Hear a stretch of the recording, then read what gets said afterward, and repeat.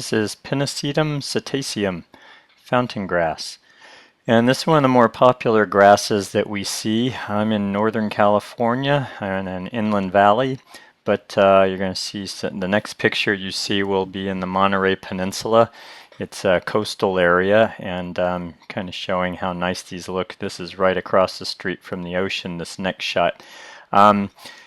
And anyway, this is a really lovely texture as well as the flowers. As you can see here, they're a nice color and nice display. So what you're seeing here though is fall and how the seeds are starting to come apart. And I'll address that in a minute, because one of the big problems with this plant is its desire to spread itself, and it's very good at that. So that's one of the downsides. Here you go. This is a picture of it in the Monterey Peninsula in Pacific Grove in midsummer. And a couple of things. See the density of the flowers as well as the nice purpley red tinge. Here's a good close-up, and how I find that in these cooler areas, because the high temperatures for this place is probably in high 60s, mid 60s in the middle of summer. So it doesn't get that warm, and the cooler air seems to give it a more intense coloration on the flower heads.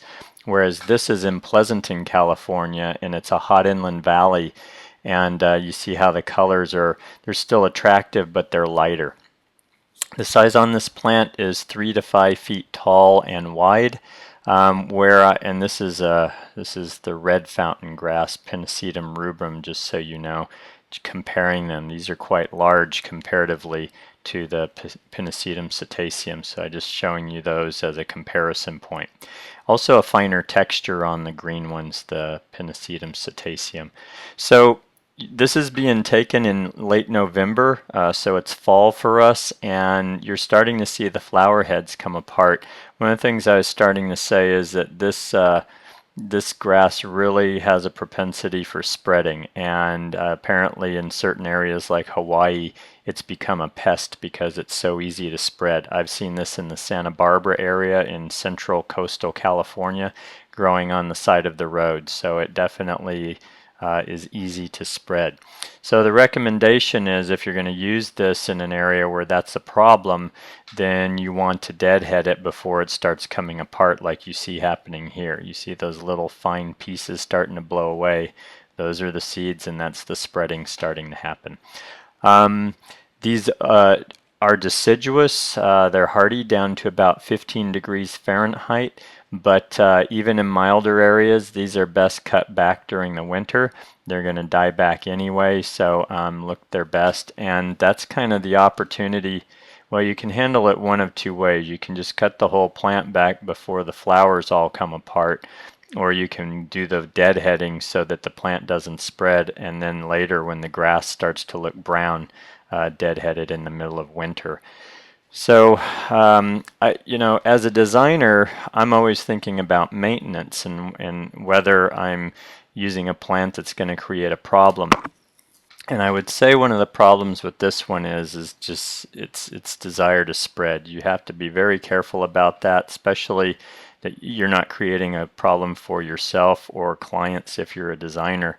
And this one for me has a lot of liability in terms of just its potential for the spreading. So I would use it in smaller groupings. I don't use this one a lot. I tend to use grasses that are less likely to spread on me.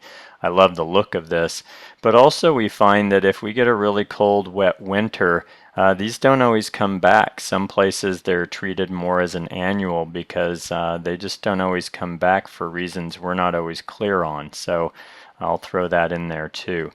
It's deer resistant, it's drought resistant, very drought resistant. Like I said, I see it growing on the side of the road in Santa Barbara. Well, they don't get any rain for 6 to 7 months at a time in the middle of summer. So it shows you how this is a real survivor. So it doesn't need a lot of water once it's established. And I think that's about it. Pest free as far as I know. Beautiful looking grass, as you can see here in a mass planting. Looks really great. But just have to weigh whether it's okay for your situation and whether the potential for spreading is a concern or not. So that's what I can tell you about Pennisetum setaceum, fountain grass.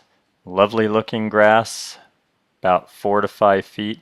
Typically, by the way, in cold winter areas, we find that this gets about 3 to 4 feet tall and wide because it has to grow all the way back. So depending on nutrients and things like that, and I've seen it stay as small as 2 feet tall and wide depending on its situation. So they're not always quite as large as what I said earlier. All right, check that one out and enjoy.